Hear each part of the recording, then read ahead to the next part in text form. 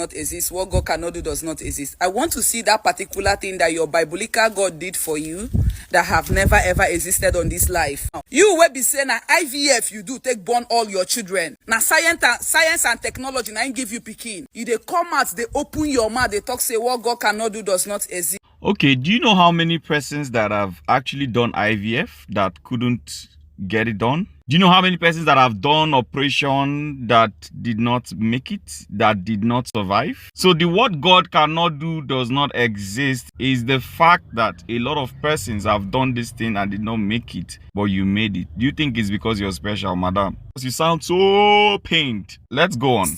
You that hustled so hard, you worked so hard to buy a car for yourself. What exactly did your God do for you without your money and your hard work? Yeah, I hustled hard, to buy a car for yourself. Do you know how many persons have hustled hard but cannot afford to buy a car?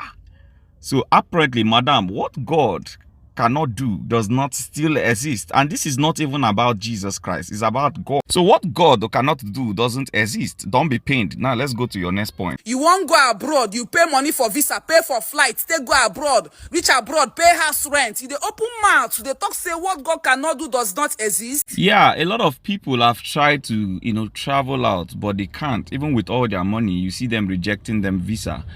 It's not even about what God cannot do does not exist. It's about appreciating, the, invisible hand upon your life that, you cannot see. It's about being grateful. It's about a grateful heart. You're not just grateful, because if you're grateful, there is a God somewhere. And like I said, it's not about Jesus, because there's a God that is even backing up all religion. There's a God somewhere. That's what I really know, that there's a God somewhere. Madam, do not be pained. People are going through all these things and yet not making it. For you to make it in the midst of all the challenges, it's not because you're smarter. Oh, overhyping. Una overhype this una God.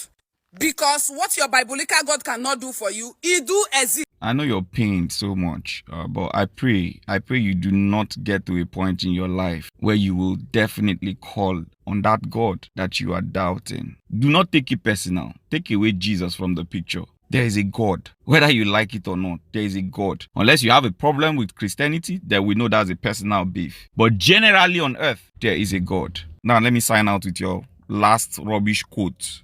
It will exist 10 times. Arana abage. Iwo onyara. Rubbish now. What God cannot do does not exist. Maybe bottles swaggish because you don't have sense. Okay.